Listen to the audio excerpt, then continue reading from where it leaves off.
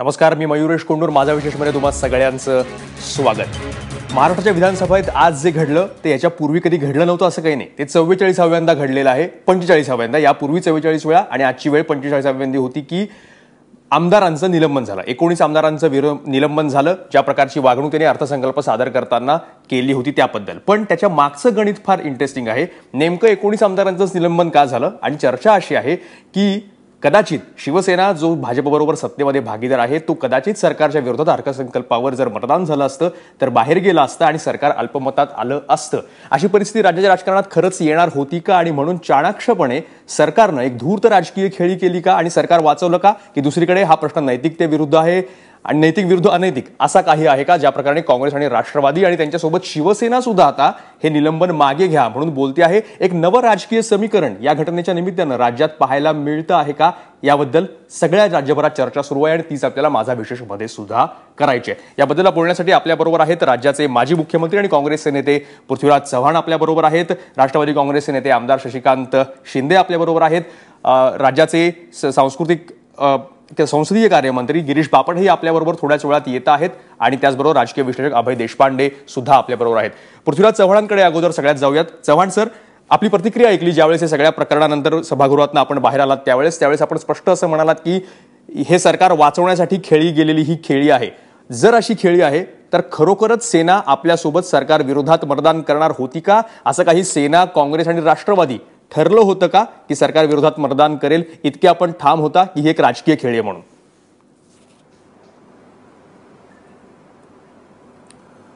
असं आहे की कुठल्या विषयावर हा प्रकार घडला याचं पहिल्यांदा आपण विश्लेषण करूया. पूर्वी देखील मला वाटतं 2001ला 2011ला असा प्रकार झाला होता.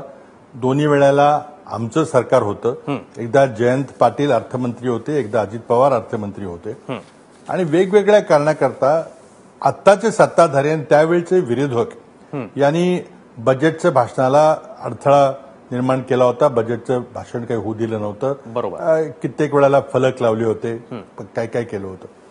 मागच्या वेळेचा मुद्दा काय होता तर 2011चं बजेट भाषण रोखण्याकरता त्यावेळचे विरोधी पक्षातले नेते, आत्ताचे मुख्यमंत्री, आत्ताचे अर्थमंत्री यांनी संजय गांधी निराधार समित्या ज्या प्रत्येक तालुक्यामध्ये आहेत त्या संजय गांधी निराधार समितीचं अध्यक्षपद आमदारांना द्यावं या मुद्द्यावरून बजेटचं भाषण त्यावेळेला बंद पाडलं होतं किंवा त्रास दिला होता.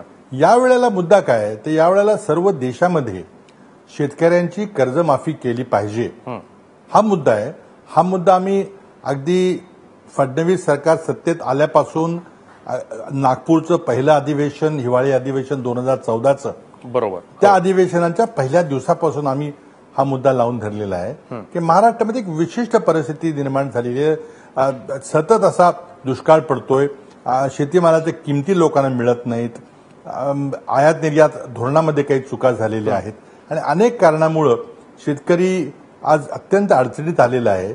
फडणवीस सरकार सत्तेत आल्यापासून 8,000पेक्षा जास्त शेतकऱ्यांनी आत्महत्या केलेल्या आहेत. हा इतर कुठल्याही राज्यापेक्षा सर्वात मोठा आकडा आहे. बरोबर. हा प्रश्न याही अधिवेशन होता, अगोदरचे अधिवेशन होतं. आपण म्हणताय तसे सेनेनं पण हा मुद्दा लावून धरलेला आहे. त्यांनी सरकार अधिवेशन चालू देऊ नये इथपर्यंत ते टोकाला गेले होते.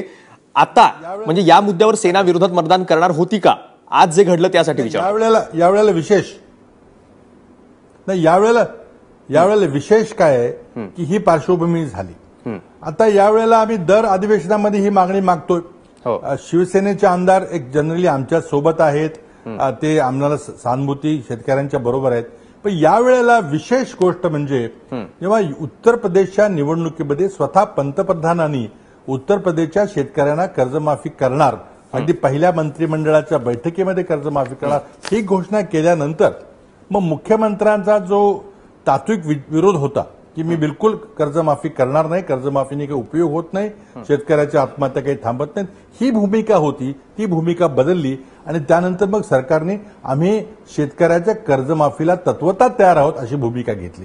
आता पंतप्रधानांची घोषणा, मुख्यमंत्र्यांची बदललेली भूमिका, त्यामुळे आता हे निश्चितच होणार अशी आमची भूमिका झाली होती. हा एक पण असं काही फ्लोर मॅनेजमेंट झालं होतं का? सेना, राष्ट्रवादी आणि काँग्रेस असं काही फ्लोर मॅनेजमेंट आपल्या बाजूने झालं होतं का? मी सांगतो तिथं एका मिनिटात हो हो मी सांगतो. तर याकरता जी आमची चर्चा रोज चालू असते त्यामध्ये अनेक वेळेला आम्ही विधानसभेच्या वेलमध्ये जाऊन सभागृह डिस्टर्ब करायचा प्रयत्न केला, तिथं गतिरोध निर्माण करायचा प्रयत्न केला. गेल्या आठवड्यामध्ये म्हणजे मागच्या आठवड्यामध्ये शिवसेनेचे सर्वच्या सर्व आमदार मंत्री सोडून हे आमच्या समवेत वेलमध्ये आले. इतकंच नव्हे तर एकदा तर भारतीय जनता पक्षाचे सत्ताधारी पक्षाचे सर्वच्या सर्व आमदार वेलमध्ये आले. याचा अर्थ मंत्री नसलेले भारतीय जनता पक्ष आणि शिवसेनेचे आमदार सोडले म्हणजे मंत्री सोडले तर 288 पैकी सर्वच्या सर्व आमदार हे या मागणीकरता आग्रही होते आणि ते वेलमध्ये आले होते. म्हणजे शिवसेना आमच्या समवेत आहे ही त्या दिवशी गोष्ट स्पष्ट झाली होती. आता प्रश्न असा आहे की सरकार पाडायचं का? आता हा शिवसेनेचा त्यांना त्यांच्या पक्षापुरता विचार करावा लागेल. कारण बजेट अधिवेशनामध्ये अंदाजपत्रकाच्या कुठल्याही बाबीला जर विरोध झाला विधानसभेमध्ये मग ती कपात सूचना असेल किंवा मागण्या असतील तर सरकारला ताबडतोब राजीनामा द्यावा लागतो. या परिस्थितीचा विचार करून आज भारतीय जनता पक्ष अत्यंत अस्वस्थ होता. मुख्यमंत्र्यांना वाटलं की पंतप्रधान आपल्याला काही मदत करतील आणि म्हणून ते दिल्लीला तातडीने गेले. पंतप्रधानांनी ते भेटण्याकरता गेले पण पंतप्रधानांनी साधी भेट सुद्धा मुख्यमंत्र्यांना दिली नाही. पण म्हणजे जरी हाऊस फ्लोअरवर हे सिद्ध झालेलं नसलं, मतदानाला काही पडलेलं नसलं तरी आपलं म्हणणं आहे की हे सरकार अल्पमतात आहे. मग तुम्ही म्हणता की सेना तुमच्या बाजूनच येणार होती, आली असती तर हे सरकार अल्पमतात आहे असं म्हणता येईल? या मुद्द्यावर सरकार अल्पमतात आहेच.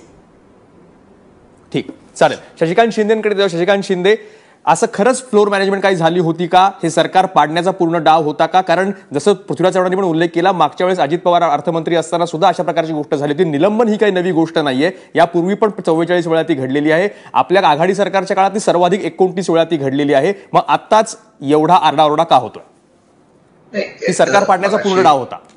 मगाशी चव्हाण साहेबांनी सांगितलेली वस्तुस्थिती आहे. त्यावेळेला निलंबन केलं हे आमदारांच्या हितासाठी किंवा काही ठराविक गोष्टीसाठी होतं. आजचं निलंबन जे झालेलं आहे ते महाराष्ट्राच्या शेतकऱ्यांच्या कर्जमाफीसाठी झालेलं आहे. त्या निलंबनात आणि ह्या निलंबनात फरक एवढाच आहे.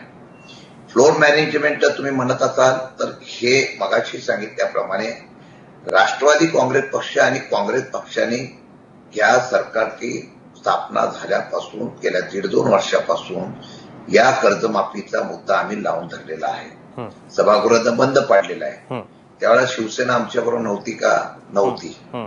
परंतु या वेळेला शिवसेनेने सुद्धा निवडणुकीच्या काळाच्या अगोदर जाऊन मुख्यमंत्र्यांना या आर्थिक वर्षाच्या बजेटमध्ये आपण हा विषय कर्जमाफीचा घ्यावा अशी विनंती त्यांच्या मंत्र्यांनी केली होती.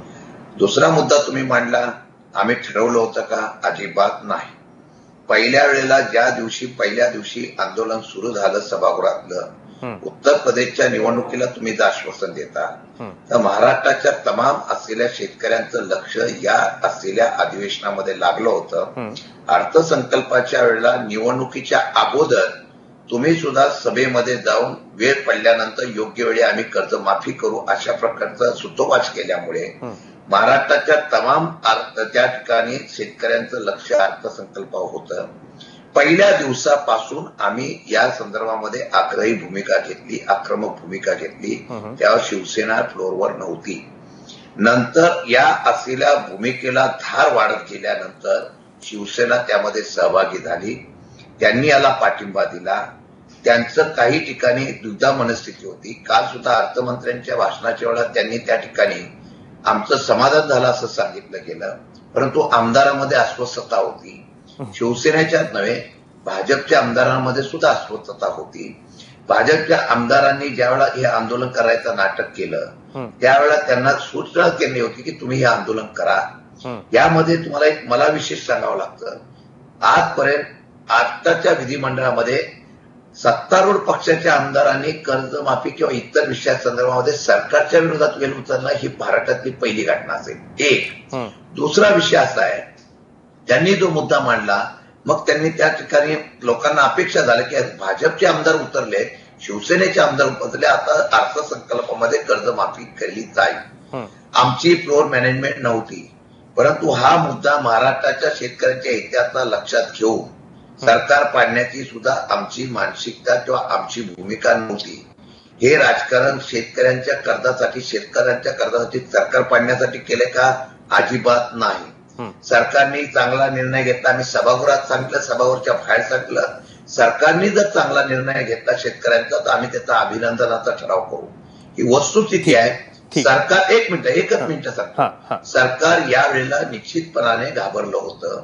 अर्थसंकल्प फार चुकीचा आल्यामुळे, कोणाचंही समाधान नसल्यामुळे या शेतकऱ्यांच्या प्रश्नावर चर्चा आली, कपात सूचना आली, ही त्यांच्याच मनामधली भीती आहे, आमच्या नाही, आमच्या मनामध्ये नाही, पण त्यांच्या मनामध्ये भीती होती. म्हणून त्यांनी काल जे निलंबित केलेलं आहे त्याचा एकमेव हेतू असा आहे की या संदर्भामध्ये त्यांच्या मनामध्ये या कपात सूचनेमध्ये जर शिवसेनेने वेगळी भूमिका घेतली आणि आपलं सरकार आत्ममतात आलं तर अडचण निर्माण होईल. एवढ्या एका कारणासाठी त्यांनी कालचं निलंबन राजकीय आपली 1 वर्षासाठी सरकार टिकवण्यासाठी केलं.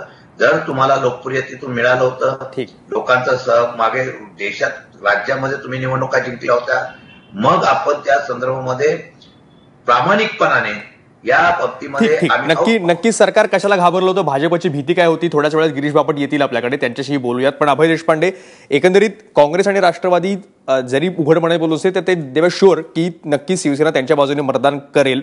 ज्या प्रकारे शिवसेना आता यांचं निलंबन मागे घ्यावी म्हणून राष्ट्रवादी काँग्रेसच्या अगोदरच राज्यपालांना जाऊन भेटलेली आहे, त्या अर्थी ते बहुतांश खरं सुद्धा दिसतंय. अशी परिस्थिती खरंच येणार होती का? आणि हा राजकीय धूर्तपणा किंवा चाणाक्षपणा म्हणायचा का संसदीय हत्यार उगारून आपलं सरकार भाजपनं वाचवल्याचा? मला वाटतं की दोघांनी कर्जमाफीचा पूर्ण इतिहास सांगितला त्यांच्या मागणीचा. मला फक्त मागच्या 10 दिवसातल्या घडामोडी सांगायच्या. बरं, की या कर्जमाफीच्या मागणी बऱ्याच वेळेस झाली, पण याला खरी धार आली ती उत्तर प्रदेश विधानसभेच्या निवडणुकीत भाजपाने आश्वासन दिलं, त्याच्यानंतर याला धार आली आणि शिवसेनेने मागणी केली, काँग्रेसने मागणी केली, राष्ट्रवादीने मागणी केली. याच्यानंतर ज्यावेळेस गोंधळ झाला आणि त्या गोंधळामध्ये शिवसेना ही सहभागी झाली, त्यावेळेस शिवसेना, काँग्रेस आणि राष्ट्रवादी या मागणीवर एकत्र आहेत हे लक्षात आल्यानंतर स्वाभाविकच सरकारकडे बहुमताचा जे आहे तो रेटा होता तो कर्जमाफीच्या बाजूने होता. परंतु त्याच्यानंतर ज्यावेळेस दिल्लीला शिष्टमंडळ गेलं 2 आठवड्याच्या गोंधळानंतर अर्थसंकल्प सादर करण्यापूर्वी, शेतकऱ्यांची कर्जमाफी झाल्याशिवाय अर्थसंकल्प मांडू देणार नाही अशी भूमिका शिवसेनेने घेतली होती. त्याच्यानंतर हे शिष्टमंडळ दिल्लीला गेलं आणि दिल्लीवरून आल्यानंतर शिवसेनेचं अचानक गोंधळ थांबला. बरं, तो थांबल्यानंतर मला आता शिंदे साहेबांनी स्वतःच सांगावं की परवा त्या गोंधळ झाला असताना ज्यावेळेस शिवसेनेचे आमदार बसून होते त्यावेळेस वाघाचं मांजर झालं म्हणून कोण म्हणत होतं त्यांना? शिवसेनेच्या भूमिकेवर टीका कोणी केली होती? त्याच्यामुळे शिवसेना आमच्या बरोबरीने होते, आमच्या बाजूने मतदान करणार होते अशा श्लेष निलंबनानंतर काढता येणं मला वाटतं की ते सोयीचं असेल. ठीक आहे, त्यांनी तो काढावा. दुसरी गोष्ट अशी आहे की अजूनही कपात सूचना म्हणजे सरकार यांचा हेतू आहे की कर्जमाफी झाली पाहिजे, सरकार पाडण्याचा हेतू नाही. ते तर म्हणाले की अभिनंदनाचा ठरावही मांडतो मी. अजूनही कपात सूचना जरी ती मंजूर होऊ शकत नसली तरी मांडण्याची पूर्ण अधिकार आहे त्यांना. ते मांडून ते शिवसेना कुठल्या बाजूने आहे हे तरी समोर आणू शकतील. शिवसेनेची भूमिका काय आहे हे तरी स्पष्ट करता येईल त्यांना. म्हणजे आज सुद्धा कपात सूचना मांडली, म्हणजे आमदारांना निलंबित केलं म्हणून कपात सूचना मांडताच येणार नाहीये का? मांडता येईल ती. आजही त्यांना ती भूमिका घेता येईल. ठीक आहे, काँग्रेसच्या दृष्टीने भाजपाने एक रणनीतीचाही म्हणून त्याच्यामध्ये अंश असेल, परंतु याच्या पूर्वीच्या अर्थसंकल्पात त्यांची कारणं सांगितली. मी चव्हाण साहेबांना सांगतो की 2001चं निलंबन जे होतं ना ते एकनाथ गायकवाड यांच्या राजीनाम्यासाठी होतं. त्यावेळेस जो गोंधळ झाला त्याच्यावरून ते निलंबित केलं होतं. पण त्या दोन्ही गोंधळामध्ये अर्थसंकल्पाच्या कॉप्यांची होळी बाहेर कुठे झाली नव्हती. त्याच्यामुळे त्यांना सरकारला भले त्यांच्या राजकीय सोयीचा निर्णय घेण्याची सुद्धा संधी या निमित्ताने मिळाली. म्हणून म्हटलं आता प्रश्न एवढाच आहे की सरकार विरुद्ध खरंच अविश्वास ठराव आणायचा होता का? सरकारच्या अविश्वास ठरावाला शिवसेना त्या बाजूने उतरेल अशी त्यांची अपेक्षा होती का? आणि उद्या जर सरकारने म्हणजे विरोधकांनी कपात सूचना आणली तर त्यांच्या बाजूने शिवसेना मतदान करेल का? या 3 गोष्टी महत्वाच्या. पृथ्वीराज चव्हाण, जे आता अभय देशपांडेंनी म्हणाले, चव्हाण सर, की खरंच कपात सूचना अजूनही आणता येऊ शकते आणि हे टेस्ट करता येऊ शकतं की खरंच या मुद्द्यावर बाकी सगळे विरोधक आणि जे शेतकऱ्यांच्या बाजूने आहेत शिवसेनेतले वा भाजपतले ते आपल्या बाजूने उभं राहतात का? हे टेस्ट करता येईल, आपण करणार आहात का? कपात सूचनेचा मुद्दा अतिशय चुकीचा आहे. मी पहिल्यांदा आपल्याला सांगू इच्छितो की आता कुठलीही सूचना आणली, कपात सूचना आणली किंवा इतर कुठलं मतदान झालं तर आमचं बहुमत होणारच नाही. कारण आमचे 19 सदस्य हे निलंबित झालेले आहेत. त्यामुळे शिवसेनेने कुठल्याही बाबतीमध्ये सरकारच्या विरोधात मतदान केलं तरी सरकारला अल्पमतात सरकार जाणार नाही का, त्याची व्यवस्था आज सरकारने करून ठेवलेली आहे. जोपर्यंत 19 आमदारांचं निलंबन मागं घेतलं जात नाही तोपर्यंत शिवसेनेचे दात पाडलेले आहेत. शिवसेना काहीच करू शकणार नाही. अर्थात तुम्ही शिवसेनेच्या वाघाचं मांजर झालं पण ते मांजराचा वाघही पुढे होऊ शकतो. त्यामुळे ही शिवसेनेची पाठिंबा काढून घेण्याची जी टांगती तलवार भाजपच्या डोक्यावर आहे ती टांगती तलवारीला घाबरून आज बरोबर 19 सदस्यांचं निलंबन, हा आकडा काही आपोआप आलेला नाही. आज सर्वच्या सर्व आमदार शिवसेनेचे आणि काँग्रेसचे 82 आमदार आज त्या ठिकाणी घोषणाबाजी करत होते. मग 82 मध्ये 25 का नाही केले, 30 का नाही केले, 50 का नाही केले? तुम्ही बरोबर नेमके इतकेच आमदार निलंबित केले की ज्यामुळं शिवसेनेनं जरी उद्या कपात सूचनेवर विरोधी मतदान केलं तरी राष्ट्रवादी काँग्रेसचा आणि काँग्रेसचा आकडाच कमी झालेला आहे. त्यामुळं 138 काहीतरी त्यांचे सर्व सहकारी पक्ष म्हणून आकडा होतो, त्याच्यापेक्षा आम्ही खाली आलेलो आता. ठीक, म्हणजे खरं तर निलंबन माघार घ्या आणि मग शिवसेनेला वाघ आहे का मांजर आहे आपण विचारू. खरं तर 2012च्या निवडणुकीला सेना संपली असं एक विधान करून पृथ्वीराज चव्हाणांचं विधान खूप चर्चेत आलं होतं. आज तेच पृथ्वीराज चव्हाण सेनेच्या मांजराचा वाघ सुद्धा होऊ शकतो अशी एक आशा व्यक्त करतायत. ही एक यातली विनोदी बाजू म्हणायला पाहिजे. पण शशिकांत शिंदेकडे जाऊयात. ही कपात सूचना जर आता मांडली गेली असती 19 निलंबन होण्या अगोदर तर कदाचित फ्लोअरवर अजून हे टेस्ट होऊ शकतं झालं असतं. याच्या अगोदर आपली रणनीती चुकली, सेनेला सोबत घ्यायची, आपण गृहीत धरलं सेना आपल्या बरोबर येईल.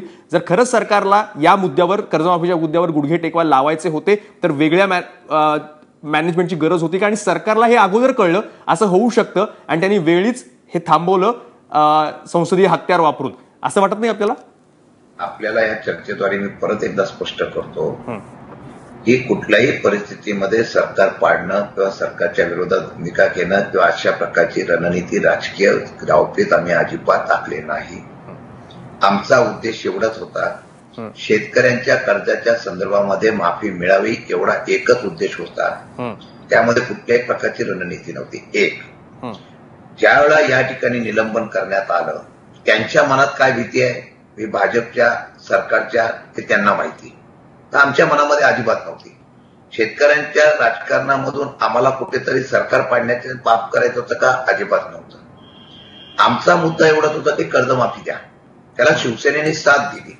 आता ही साथ दिली याचा अर्थ भाजपने काय काढला तो त्यांनी काढावा. उद्या सुद्धा माझं स्वतःचं वैयक्तिक मत होतं, मी आमच्या पक्षाच्या बैठकीमध्ये पण बोललो होतो की एकदा आपण या सभागृहामध्ये चर्चा करू आणि या चर्चेमध्ये या संदर्भामध्ये आपण एकदा विचारू की सरकारला कर्जमाफी करणार आहे का नाही. आणि एकदा यामध्ये आपण ज्यावेळेला या ठिकाणी 19 आमदारांच्या निलंबनाबद्दल आपण जसं सरकारच्या माध्यमातून मुख्यमंत्र्यांना भेटला की निलंबन मागे घ्या म्हणून आम्ही लोक भेटलो, शिवसेनेची लोक भेटले, त्याप्रमाणे आम्ही राज्यपालांना भेटलं, ते भेटले. मग 19 आमदारांचं राजीनामे निलंबन मागे घ्यावं आणि आंदोलन आहे ते आपण वेळमध्ये करावं असं माझं वैयक्तिक मत होतं. परंतु त्यामध्ये एक मुद्दा आला, मला तेच पडताळणी करायची होती की शिवसेनेची नक्की भूमिका, कारण अर्थसंकल्प मांडताना ते शांत होते, त्यांची भूमिका एकदा महाराष्ट्राला कळाली असती, त्यांची भूमिका एकदा निश्चितपणाने सरकारमध्ये. तुम्हाला परीक्षा कोणाची घ्यायची होती, सरकारची घ्यायची होती की शिवसेनेची घ्यायची होती? सगळ्यांची घ्यायची होती. हा असा आहे, हा विषय असा आहे, हा विषय महाराष्ट्रातल्या शेतकऱ्यावर तुम्हाला माहित नाही. अर्थसंकल्प जाहीर झाल्यानंतर या राज्याचे मुख्यमंत्री स्पष्ट शब्दात बोलतात तुम्ही हमी देणार आहात का, आणि त्यानंतर अर्थसंकल्प जाहीर झाल्यानंतर दुसऱ्या दिवशी 2 ते 3 शेतकरी आत्महत्या करतात. म्हणजे तुमच्या अर्थसंकल्पाचं गांभीर्य काय होतं हा आम्हाला लक्षात आणायचं होतं. यामध्ये खरोखरच शेतकऱ्यांच्या बाबतीमध्ये सरकार म्हणून काय भूमिका आहे का, शिवसेनेची भूमिका काय, राष्ट्रवादीची भूमिका काय, काँग्रेसची भूमिका आहे, एकदा महाराष्ट्राच्या शेतकऱ्यांना कळलं असतं.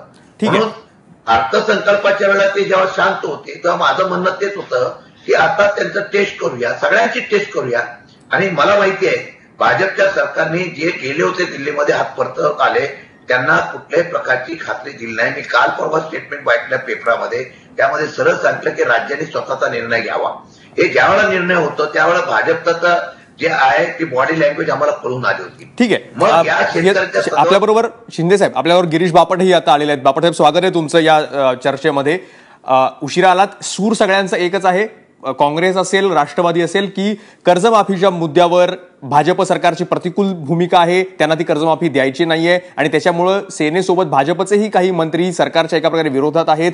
जर मतदान झालं असतं कपात सूचनेवर तर सरकार अल्पमतात आलं असतं, म्हणून आपण चाणाक्षपणे ही खेळी केलीत. कर्जमाफी आपल्या सरकारला करायची नाही आणि सरकारही वाचवायचं आहे, असा थेट त्यांचा आरोप आहे. आणि आपण ते शिस्तीचं एक ढाल जी आहे ती उगाच मध्ये करून निलंबन मुद्दामून घडवून आणलेलं आहे. गिरीश बापट.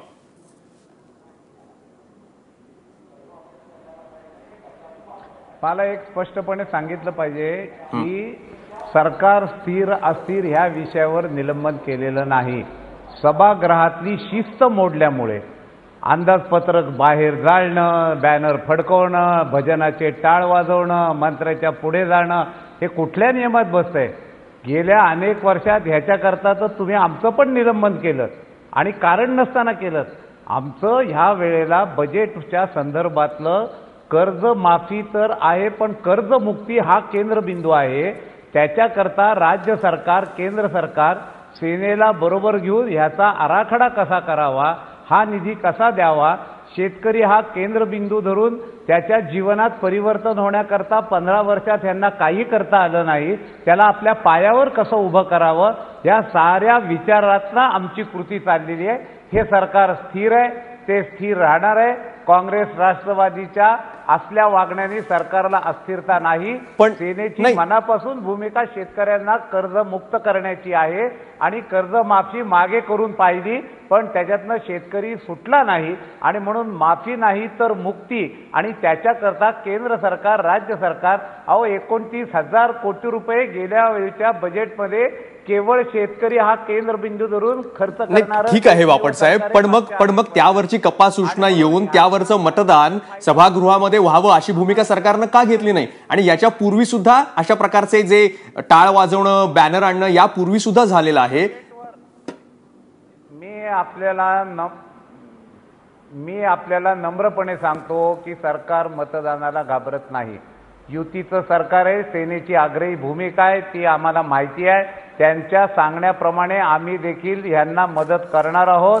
ह्याच्यामध्ये काँग्रेस राष्ट्रवादी ज्या पद्धतीनं राजकीय फायदा घेण्याचा प्रयत्न करतोय तो यशस्वी होणार नाही. आजपर्यंत कधीही बजेटवर मतदान झालं नाही, कारण हे बजेट एका भारतीय जनता पार्टीचं नाही, तर हे राज्याचं बजेट आहे. 12 कोटी लोकांच्या जीवन मरणाचा प्रश्न आहे.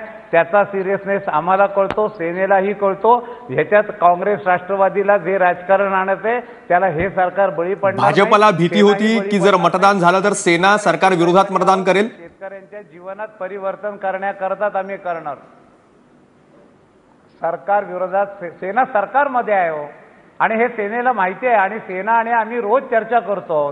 सेनेला बरोबर घेऊन आमचे सगळे विषय होत आहेत. त्यामुळे सेनेच्या खांद्यावर बंदूक ठेवून गोळीबार करण्याचा काँग्रेस राष्ट्रवादीचा हा. पण मग आज सेनेचे मंत्री निलंबनानंतर राज्यपालांकडे घेऊन निलंबन मागे घ्या असं का म्हणाले? बांधील नाही. मग सेनेचे मंत्री राज्यपालांकडे जाऊन निलंबन मागे घ्या असं का म्हणाले? सेनेचे कोणीच मंत्री नाही. सेनेची ही भूमिका असू शकते आणि आम्ही देखील त्याच्यात कर्जमाफी मुक्तीवरून निलंबन नाही, निलंबन सभागृहातल्या शिस्तीबद्दल आहे. सेनेचं जे शेतकऱ्यांबद्दल म्हणणं आहे तेच आमचं म्हणणं आहे. व्यवहारामध्ये हे सगळं कसं बसवायचं, बजेटमध्ये कसं बसवायचं, हा एका दिवसात सुटणारा प्रश्न नाही. तो आमच्या मित्रपक्षांना बरोबर घेऊनच आम्ही सोडवणार. शेतकऱ्यांचं कल्याण करणार, शेतकऱ्यांना कर्जमुक्त करणार. याचं राजकीय श्रेय आणि राजकीय सूड उगवण्याचा प्रयत्न काँग्रेसने करू नाही, आम्हाला ते कळतं. आणि म्हणून सभागृह स्थिर आहे, सभागृहात चांगली चर्चा व्हावी ही आमची इच्छा आहे. पण काँग्रेस चर्चा टाळतीये, कारण 15 वर्षाचा त्यांचा इतिहास देखील बाहेर येईल. 2.5 वर्षात आम्ही केलेलं काम आणि 15 वर्षात काँग्रेसने केलेलं काम याची तुलना राज्य करतं, शेतकरी करतो, समाज करतो आणि आम्हाला त्याची पूर्ण जाणीव आहे. त्यामुळे सेना भाजप एकत्र येऊनच ह्या राज्यातल्या शेतकऱ्याला कर्जमुक्त करणार आहोत. पृथ्वीराज चव्हाण, बापटांचं म्हणणं आहे की हे सगळं काँग्रेसचं राजकारण आहे. बापट साहेबांनी 4-5 विधानं केलेली आहेत, त्याला माझा गंभीर आक्षेप आहे. आम्ही काय मागणी करतोय, तर आम्ही मागणी करतोय की शेतकऱ्याचा 7-12 कोरा करा. म्हणजे शेतकऱ्याला पुन्हा बँकेतून कर्ज मिळतील आणि त्याला पुन्हा आपल्या पायावर उभं राहता येईल. आता कर्ज माफी, कर्जमुक्ती हा शब्द छल करू नका. दुसरी गोष्ट अशी आहे की मुख्यमंत्री आता सांगतात, त्यांनी मुख्यमंत्र्यांनी भूमिका बदललेली आहे. पहिल्यांदा मुख्यमंत्र्यांची भूमिका होती की आम्ही बिलकुल कर्जमाफी करणार नाही, कारण कर्जमाफी केली तर फक्त बँकाची धन होते, बँकांना पैसे मिळतात आणि बँका कुणाच्या ताब्यात आहेत वगैरे वगैरे. पण पंतप्रधानांनी सुस्पष्ट भूमिका घेतलेली आहे उत्तर प्रदेशमध्ये की मंत्रिमंडळाच्या पहिल्या बैठकीमध्ये उत्तर प्रदेशमध्ये आम्ही कर्ज माफी करणार आहोत, शेतकऱ्याचा बोजा कमी करणार आहोत.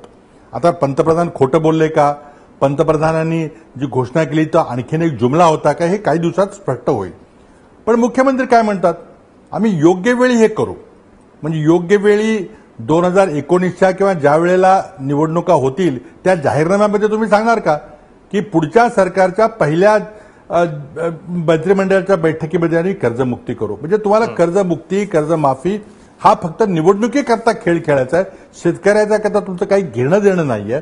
आणि तुम्ही काँग्रेसच्या 15 वर्षाच्या कारकिर्दीचं बोलताय. एक साधी गोष्ट मी सांगतो की फडणवीस सरकार आल्यापासून 8,000 शेतकऱ्यांनी आत्महत्या केलेली आहेत. गेल्या वर्षी 3,052 शेतकऱ्यांनी आत्महत्या केल्या आहेत. तुम्ही बजेटमध्ये खर्च केला म्हणता, मग त्याचे परिणाम कुठं रस्त्यावर दिसत नाहीत, म्हणूनच शेतकरी त्रस्त आहे. दुसरा शिवसेनेचा जोपर्यंत मुद्दा आहे की आता असं झालंय की जेव्हा आमदार, भाजपचे आमदार, शिवसेनेचे आमदार, राष्ट्रवादी काँग्रेस सर्वांचे आमदार जेव्हा आपल्या मतदारसंघात जातात तर पहिला प्रश्न शेतकरी त्यांना विचारतो, तुम्ही आमच्याबद्दल काय केलेलं आहे, तुम्ही आमच्या कर्जमाफीच्या बद्दल विधानसभेमध्ये मुद्दा मांडणार आहात का नाही, का तुम्ही निवून बसणार आहे. शिवसेनेच्या आमदारांना आज आता ते बरेचसे जरी शहरी भागातले जरी असले तरी ग्रामीण भागातले आमदार अस्वस्थ आहेत. इतकंच नव्हे तर भारतीय जनता पक्षाचे आमदार अस्वस्थ आहेत. मगाशी शशिकांतजींनी उल्लेख केला, मी उल्लेख केला, भारतीय जनता पक्षाच्या आमदारांनी कर्ज माफीच्या बाबतीमध्ये वेलमध्ये आलेली घटना, गिरीश बापट जी आपण कधी विधिमंडळाच्या सभागृहाच्या इतिहासामध्ये कधी आठवू शकता का कधी. आज आमदार शेतकऱ्यांना तोंड देऊ शकत नाहीत. आता निवडणुकीचे आकडे सांगू नका आणि म्हणून तुम्ही फक्त राजकारण करताय, आमचा आरोप आहे. राजकारण करू नका, आपण चर्चा करूया, पैसे कसे उभे करायचे, केंद्राकडून कुठं मागायचं. आम्ही केंद्राकडे जायला तयार आहे. तुम्ही प्रयत्न केला, तुम्हाला यश आलं नाही, आम्ही आमच्या नेत्यांच्या समावेत आम्ही दिल्लीला जातो, आम्ही पंतप्रधानांना, कृषी मंत्र्यांना विनंती करतो की आम्ही जसं करून दाखवलं होतं 2008 साली तसं केंद्रानं हा धाडसी निर्णय घेतला पाहिजे. पण तो काहीतरी चर्चा करून मार्ग काढूया. तुम्ही काय म्हणताय की योग्य वेळ येईल तेव्हा आम्ही हा निर्णय घेऊ. योग्य वेळ हा 2019च्या निवडणुकीच्या जाहीरनाम्यात येणार आहे. आज शेतकरी आत्महत्या करतो. पहिल्यांदा माझ्या मतदारसंघामध्ये काल एका शेतकऱ्यांनी आत्महत्या केली. पश्चिम महाराष्ट्रामध्ये आत्महत्या होत नव्हत्या, पण सातारा जिल्ह्यामध्ये कराड तालुक्यामध्ये माझ्या स्वतःच्या मतदारसंघामध्ये एका शेतकऱ्याने आत्महत्या केली. हे आता ब्रूड पसरायला लागलेलं आहे. शेतकऱ्यांना तुम्ही दिलासा देऊ शकत पण म्हणून या चर्चेवर, या मुद्द्यावर चर्चा करायला सरकार घाबरतंय आणि ही चर्चा जर मताला पडली तर सरकार पळू पण शकतं, म्हणून सरकार चर्चा करत नाही या मुद्द्यावर, असा आपला आरोप आहे. सरकार कट मोशन्सवर, कपात सूचनेवर जर मतदान झालं आणि सरकार अल्पमतात आलं तर सरकारला राजीनामा द्यावा लागेल. आणि त्यामुळे काही सरकार थांबणार नाही. नवं सरकार येईल, नवं सरकार लगेच दुसरं बजेट बांधेल आणि सरकार चालू राहील. सरकारला कधी अडचण येणार नाही, पण सरकार जाईल जर बजेटवर मतदान झालं आणि ते सरकार अल्पमतात आलं तर. गिरीश बापट, शिवसेना काय करेल हा त्यांचा निर्णय आहे. गिरीश बापट जे म्हणतात की याच्यावर मतदान झालं तर सरकार अल्पमतात येईल आणि हीच भीती जास्त आहे. राज्यपालांच्याकडे का गेली? एक्झॅक्टली तोच प्रश्न आहे. माननीय पृथ्वीराज चव्हाण हे माजी मुख्यमंत्री होते. माननीय मनमोहन सिंगजी पंतप्रधान असताना एक मोठं पॅकेज देऊन कर्जमुक्तीचं काम आपण केलं असं सांगितलं. तोच शेतकरी आज पुन्हा कर्जबाजारी झालाय. म्हणजे त्याची कर्ज मुक्ती नाही झाली, माफी झाली आणि पुन्हा तो आजही त्याच अडचणीत सापडलाय. म्हणून दीर्घकालीन योजना करून या शेतकऱ्याला आपल्या पायावर उभं राहण्याकरता आपल्यापेक्षा आमच्या सरकारने 2 वर्षात जितके पैसे शेतकरी हा केंद्रबिंदू धरून दिलं, बाबा असं काम हे सरकार करत आहे. हे लगेच एका दिवसात दिसणारं काम नाही.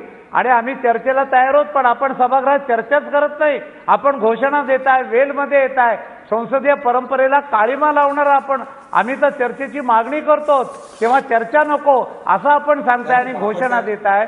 या लोकशाहीमध्ये चर्चेशिवाय प्रश्न सुटत नाहीत आणि हे चर्चेच्याच माध्यमातून प्रश्न भविष्य काळात सुटले पाहिजेत असं आम्हाला वाटतं. आणि म्हणून सभागृह चालण्याच्या भूमिकेत आपण या, बंद पाडण्याच्या भूमिकेत आपण येऊ नका. अशा भूमिकेतून शेतकऱ्यांचं आणि राज्याचं नुकसान होईल. आपल्याला राजकारण केल्याचा आनंद मिळेल, पण नुकसान मात्र शेतकऱ्यांचं होईल हे या निमित्ताने मी ठामपणे. नाही बापटसाहेब, प्रश्न असा निर्माण होतोय की इथे मुख्यमंत्री असाल किंवा तुम्ही असाल, तुम्ही सांगताय शेतकऱ्यांचे कर्ज माफ करणार आहेत, पण तू पुन्हा कर्ज घ्यावं लागणार नाही, पुन्हा अडचणीत येणार नाही, याच्यासाठी आम्ही त्याला आधी सदृढपणे व सक्षमपणे उभे करतोय. परंतु तुमचे केंद्रातले मंत्री सांगतायत की आज आमच्या समोर उत्तर प्रदेश सोडून दुसरा कुठला विषयच नाही आहे कर्जमाफीचा. ज्यावेळेस आज केंद्र सरकार, तुम्ही केंद्राची सरकार देशाची योजना जेव्हा होईल तेव्हा आम्ही निर्णय घेऊ असं सांगताय, पण तो तिथे राज्य सरकार वाटा घ्यायला उचलायला तयार असताना सुद्धा, त्यांचा भार घ्यायला तयार असताना सुद्धा केंद्र सरकार मात्र आज फक्त उत्तर प्रदेशच्या कर्जमाफीचा आमचा समोर विषय आहे असं सांगतोय. तर ही सगळी विसंगती, याच्यामुळे काय नेमकी भूमिका काय? म्हणजे केंद्रातलं भाजपचं सरकार एक भूमिका घेते, उत्तर प्रदेशात वेगळी भूमिका आणि महाराष्ट्रात वेगळी, ही विसंगती दिसत नाहीये का बापट साहेब?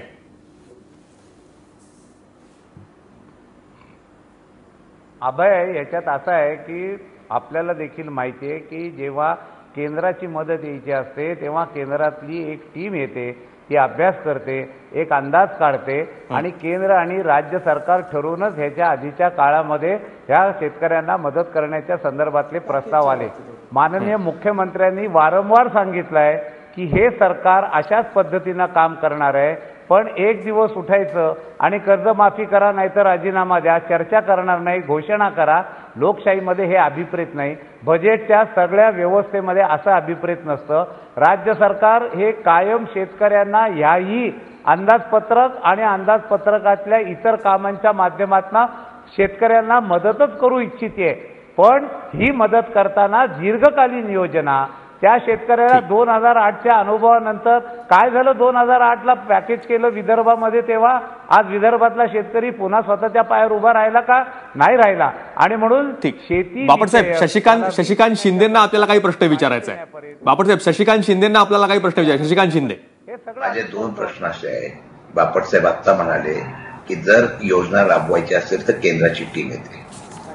याचा अर्थ केंद्राची टीम आली नाही, याचा अर्थ असा आहे की केंद्राच्या आणि राज्याच्या आजच्या भूमिकेमध्ये कर्जमाफीच्या बाबतीमध्ये कुठलाही निर्णय झालेला नाही. हा एक मुद्दा होतो. ठीक, एकदम थोडक्यात दुसरा श्रीकांत शिंदे साहेब. माझा दुसरा मुद्दा, आता बापटसाहेब म्हणतात की योग्य वेळी आम्ही करतो आणि लॉंग रूटचा आम्ही त्या ठिकाणी उपाययोजना करतो. आज मी तुम्हाला एवढाच एक प्रश्न विचारतो बापटसाहेब, की आज तुम्ही जे सांगताय लॉंग रूटचे आम्ही त्या ठिकाणी ते शेतकरी सक्षम व्हायला, आता अभ्यास तुमचा फार दांडगा असेल किंवा प्रशासकीय अधिकारी सांगत असेल त्याच्यात तुमचं चाललं असेल. साधा प्रश्न असा आहे की तुम्ही आत्ता कर्जमाफी करणार, योग्य वेळी करणार म्हणून आत्ता तो शेतकरी कर्ज भरत नाही, बँका त्याच्या मागे तगादा लावताय, व्याज वाढत चाललेला आहे. तो आज कर्जमाफी होईल, उद्या कर्जमाफी होईल म्हणून तो तसाच बाकीदार होतो. एक मिनिट, अजून एक मुद्दा. त्यामुळे बापटसाहेब, याच्यावर उत्तर आपण द्याल का, जो मुद्दा त्यांनी केला? आणि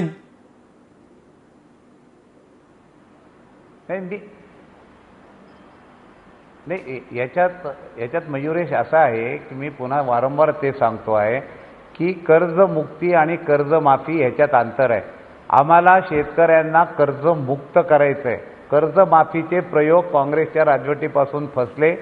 ह्याच्यात शेतकऱ्यांना सक्षम करून मला सांगावं, बाबा इथे बसलेत आणि शशिकांतजी आहेत, मागच्या 15 वर्षात अर्थसंकल्पामध्ये शेतकरी हा केंद्रबिंदू धरून या सरकारने जेवढे पैसे दिले तेवढे 10 वर्षात तरी यांनी दिले का?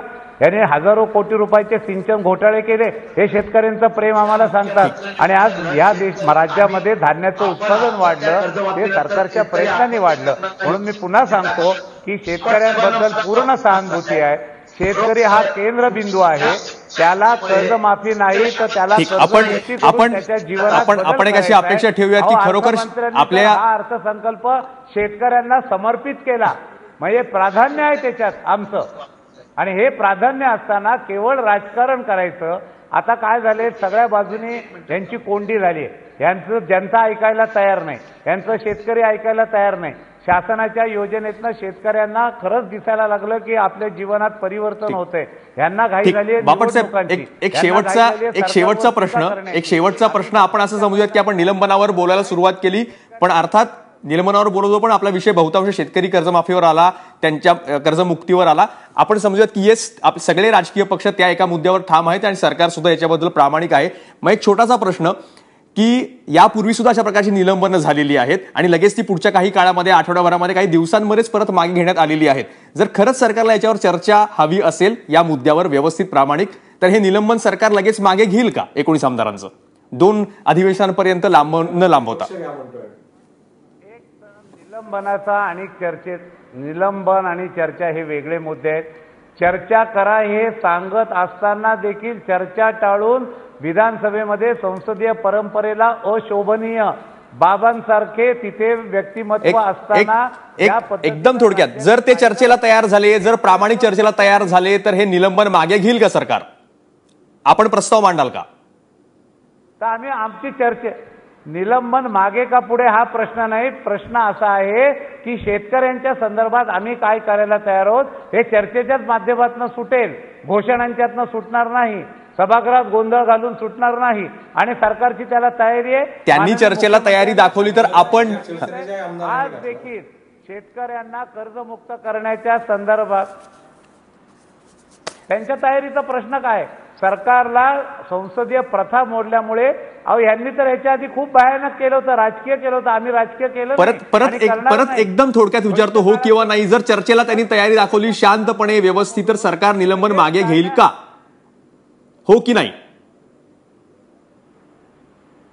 निलंबन मागे घेईल का नाही हे मी आज सांगत नाही, पण सरकारची सगळ्या प्रकारची चर्चेची तयारी आहे. आजही आम्ही सगळ्या नेत्यांना घेऊन बसलो होतो, पण हे चर्चेची दारं बंद करतात, सभागृहात गोंधळ घालतात आणि याचं राजकारण करू मातात, ते मात्र आम्ही सहन करणार नाही. ठीक आहे, याचा अर्थ असं घेऊ की याच्यावर जरी चर्चा झाली आणि परत याच्यावर मतदान झालं, तर जोपर्यंत सरकारला आकड्यांचा आत्मविश्वास येणार नाही तोपर्यंत निलंबन मागे घेईल किंवा नाही याच्याबद्दल खात्री नाही. तुर्तास 1 वर्ष तरी सरकार या आकड्यांनिशी जे आता झालेलं आहे ते निलंबन का झालं, कसं झालं, प्रत्येकाने अर्थ त्याचा आपापला काढावा, पण त्यानुसार या आकड्यांवर तरी सरकार 1 वर्ष किंवा 2 अधिवेशन व्यवस्थित चालेल असं दिसतं आहे. आपण अपेक्षा करूयात की ज्यासाठी कर्जमुक्तीसाठी, शेतकऱ्यांच्या भल्यासाठी हे सगळं जर राजकारण सुरू असेल तर ते राजकारण चालू असू दे, पण ते खरंच जर प्रामाणिकपणे त्यासाठी असेल तर जर निर्णय अपेक्षित असेल तर तो लवकरात लवकर व्हावा आणि चर्चाही व्हावी. या सगळ्या मान्यवरांचं मी आभार मानतो की ते या चर्चेमध्ये सहभागी झाले.